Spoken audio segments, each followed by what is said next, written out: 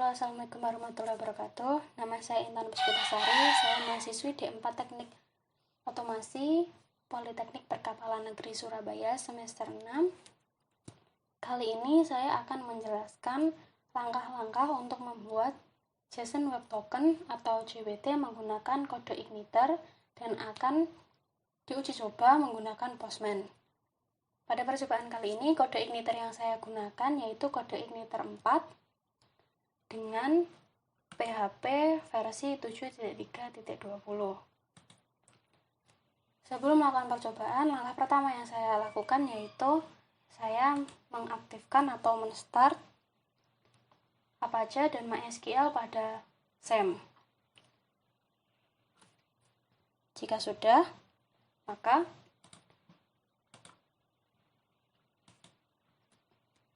saya akan memindah folder Framework 404. Ini adalah folder dari kode Igniter 4. Folder ini akan saya pindah ke localhost, local disk C, kemudian SAM dan htdoc, kemudian saya akan paste di folder ini. Setelah di paste, saya akan merename folder ini menjadi kode Igniter seperti ini. Jika sudah di-rename, maka folder ini bisa kita buka dengan Visual Studio Code. Di sini saya membuka menggunakan Visual Studio Code. Seperti ini tampilannya. Kemudian di sini akan ada file env. File ini awalnya seperti ini. Jadi hanya env. Kemudian saya berikan tanda titik sehingga agar file env ini dapat diakses. Kemudian di dalam file env kita bisa rubah pada bagian CI environment-nya. Awalnya di sini merupakan CI environment sama dengan production. Kemudian saya rubah menjadi development. Tujuannya yaitu semisal saat kita melakukan pemrograman dan terjadi kesalahan, maka akan muncul pesan yang akan menunjukkan kesalahan tersebut terdapat di mana. Kemudian kita turun ke bagian database yang ini. Untuk awalnya akan berbentuk seperti ini, sama persis seperti ini. Kemudian saya rubah menjadi pagarnya saya hilangkan semua. Kemudian pada bagian ini saya rubah menjadi kode Igniter karena folder saya tadi yang bagian ini adalah kode Igniter, saya sesuaikan agar mempermudah. Kemudian passwordnya saya kosongkan. Karena di sini database yang saya gunakan yaitu kode Igniter, maka di bagian phpMyAdmin, di sini saya menggunakan database phpMyAdmin, nama database-nya yaitu berupa kode Igniter. Di sini bisa dicek kode Igniter. Langkah selanjutnya yaitu kita akan, jika sudah membuat database, maka kita akan membuat tabel seperti pada bagian ini. Di sini saya ada dua tabel yaitu migration dan user. Untuk pertama kali setelah membuat database, biasanya tabel ini belum ada. Nah, untuk membuat tabel ini, langkahnya yaitu kita bisa membuka terminal, kemudian new terminal. Nanti dia akan membuka seperti ini. Kemudian kita ketikkan php spark migrate create user. Ini adalah tujuannya untuk membuat tabel user. Kemudian bisa di enter. Lalu pada bagian folder app database, jika berhasil akan muncul file seperti ini. Nah, di dalam filenya ini kita bisa isikan coding seperti ini. Jadi mulai dari database, kemudian di sini saya menggunakan 4 kolom, yaitu ID, name, email, dan password. Jika ingin ditambahkan juga bisa. Biasanya menggunakan first name dan last name, tapi pada bagian ini saya hanya menggunakan name saja. Jika sudah, maka bisa kembali ke terminal. Bagian ini kemudian bisa diketikkan php spark migrate. Nah, seperti itu, kemudian di enter. Jika berhasil, maka saat di reload akan muncul dua tabel seperti ini nantinya. Jika berhasil, maka akan muncul dua tabel seperti ini. Jika sudah muncul dua tabel, maka kita bisa berlanjut ke tahap selanjutnya. Untuk menuju tahap selanjutnya, pastikan bahwa di laptop sudah terinstall Git. Jika belum terinstall Git, bisa diinstal terlebih dahulu. Kemudian bisa buka halaman ini, github.com/firebase/php-jwt.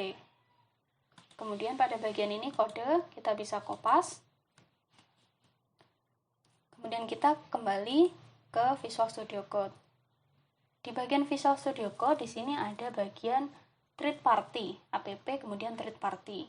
Di dalam folder third party ini bisa dibuat new folder dengan nama Firebase, hanya Firebase saja, nama Firebase. Jika sudah dibuat file dengan nama Firebase, maka di bagian terminal kita masuk ke bagian atau folder Firebase menggunakan terminal dengan cara cd app kemudian cd third party kemudian cd Firebase seperti ini. Nah, jika sudah seperti ini, maka kita bisa melakukan clone dari link yang sudah kita copy tadi agar terintegrasi dengan Firebase dengan cara bagaimana? Git clone kemudian paste link yang sudah di copy tadi kemudian di enter. Caranya seperti itu. Jika berhasil, maka di bagian third party ini nanti akan muncul seperti ini, Firebase slash, ini sebelumnya bukan JWT tapi tapi namanya php-jwt, seperti ini, namanya akan seperti itu. Jika sudah muncul seperti ini, seperti ini, maka bisa dibuka pada bagian foldernya third party Firebase. Nah, di dalamnya nanti akan muncul folder dengan nama php-jwt. Folder itu bisa di-rename menjadi jwt seperti ini. Kemudian pada bagian src, awalnya di sini akan ada beberapa file di dalam folder src ini.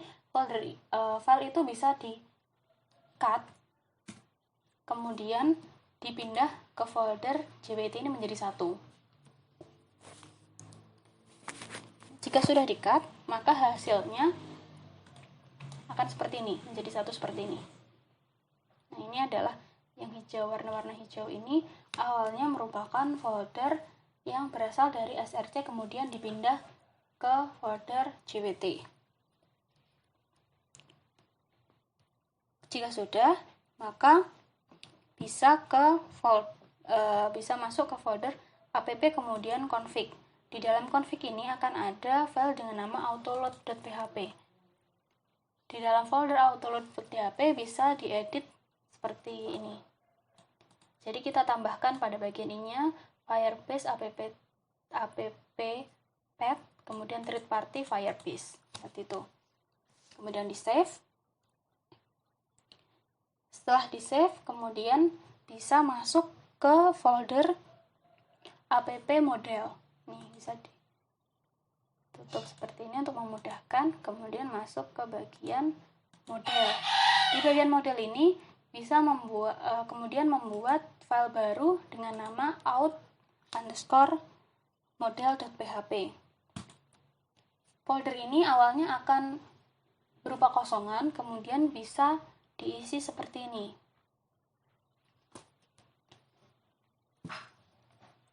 Ini ada PHP, kemudian namespace, app, model, use kode igniter model.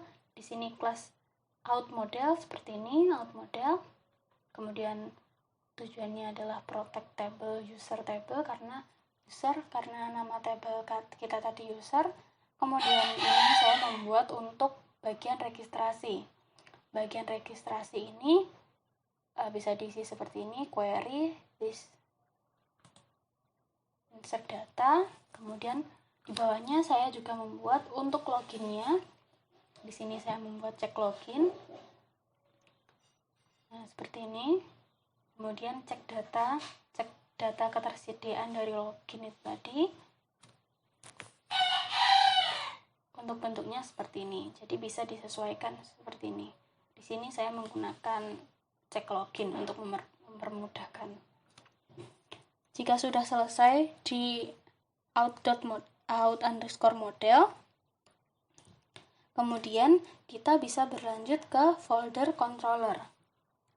Bisa ditutup, kemudian ke controller. Nah, di sini kita membuat folder baru dengan nama out.php. Nah, di sini menggunakan use app model, kode igniter RESTful, reuse controller, Firebase, JWT. Ini diintegrasikan atau disambungkan dengan folder yang tadi, dengan file yang tadi, yaitu out_model. Kemudian saya juga membuat private key. Di sini private key ini bisa didapatkan dari GitHub yang tadi di bagian paling bawah. Private key ini di copy sampai sini, kemudian dimasukkan ke sini. Itu untuk private key-nya. Dan untuk registernya di sini saya menggunakan ID, name, email, kemudian password. Dan untuk data registernya diambil dari name, email, kemudian password hash. Kemudian ada insert data, ini untuk memasukkan data menuju table. Jika registernya benar, maka hasilnya akan berhasil. Jika registernya salah, maka dia akan gagal regis. Kemudian di bagian login, di sini yang digunakan hanya email dan password untuk mengecek login itu tadi. Kemudian seperti ini ada claim the audience time, ini adalah untuk waktunya. Kemudian yang akan dicek adalah mulai ID, name, email, password apakah sesuai dengan yang ada tidak, ini untuk mengeluarkan tokennya. Jika berhasil dan sesuai, maka tulisannya akan berhasil login. Kemudian jika login tidak berhasil, maka tulisannya login failed. Seperti itu. Jika filenya sudah selesai sesuai seperti ini, maka kita akan untuk mencobanya, kita bisa masuk di PHP Spark Serve. Kita tuliskan gini, PHP Spark Serve. Kita masuk ke C dulu. Jadi di sini PHP Spark Serve. Nah, jika sudah muncul kontrol seperti ini, maka siap digunakan. Dan tidak ada problem, pastikan di bagian ini tidak ada problem dan siap digunakan. Untuk cara menggunakannya, kita menggunakan software Postman untuk mengecek. Nah, di sini saya akan mulai dengan cara registrasinya. Karena sebelumnya saya sudah mencoba, di bagian user ini saya sudah mencoba satu intan dengan email ini dan passwordnya, karena passwordnya tidak akan terlihat. Saya akan mencoba di bagian register, saya akan masukkan lainnya, misal coba. Di sini saya berikan email coba, passwordnya kita samakan saja untuk memudahkan mengingat. Kemudian kita akan send. Jika berhasil masuk, maka tulisannya akan berhasil register. Kita akan coba reload apakah benar masuk. Nah, ini akan masuk seperti ini, coba. coba register. Kemudian kita akan mencoba untuk login dengan yang sudah kita buat tadi. Tadi adalah coba dan passwordnya sama. Nah, kita kemudian send. Apakah tokennya akan muncul atau tidak? Nah, ini adalah token login berhasil. Tokennya seperti ini. Oke. Kemudian, jadi kita sudah memastikan bahwa register dan login aman. Langkah selanjutnya yaitu kita akan masuk ke bagian home. Di bagian home ini kita akan mengecek untuk tokennya. Jadi di home ini kita bisa buat file seperti ini.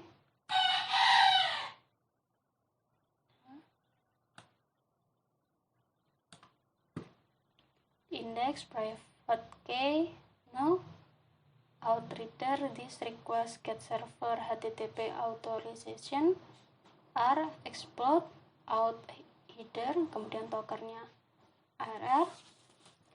Jika berhasil, maka akan muncul pesan dengan akses diberikan. Namun jika tidak berhasil, maka akan muncul tulisan akses ditolak. Tuh. Nah, kita akan coba. Sebelum berlanjut, saya akan mencoba jika login tersebut salah. Kita akan berikan misal ini passwordnya ganti 6, kita send. Nah, jika loginnya salah, maka dia akan menunjukkan login failed. Kemudian kita kembalikan, login berhasil, kita akan copy ini, kemudian kita masuk ke bagian ini, localhost 808/home. Di bagian authorization kita pilih bearer token, kemudian tokennya kita paste di sini, kemudian kita send. Nah, akses diberikan seperti itu. Coba, jadi sudah berhasil. Kita akan mencoba untuk login dengan yang lain. Misal saya tadi sudah membuat dengan nama intan@gmail.com, kita send. Nah, tokennya adalah ini. Kita akan cek tokennya bagian sini, apakah betul.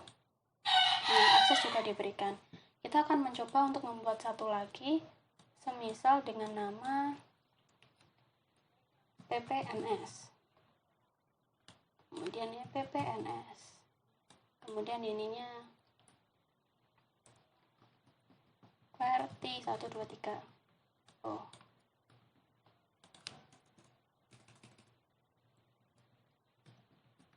QWERTY 123. Kita send. Berhasil register. Kita cek dulu apakah benar masuk di database-nya. Nah, ini sudah masuk di sini. Maka kita akan mencoba untuk login untuk mendapatkan tokennya. Ini tadi emailnya ppns. Kemudian untuk tokennya, untuk passwordnya maaf, QWERTY 123. Kita send. Nah, ini tokennya berhasil didapatkan juga. Nah, token ini akan kita cek di bagian home. Apakah sesuai dan benar. Nah, akses diberikan. Jadi sampai situ kita bisa membuat untuk JSON web token. Jadi kita bisa mendapatkan suatu token dari register maupun link dari database dengan cara-cara yang telah saya tunjukkan seperti itu tadi. Mungkin itu saja yang bisa saya jelaskan. Kurang lebihnya saya mohon maaf. Wabillahi taufiq wal hidayah. Wassalamualaikum warahmatullahi wabarakatuh.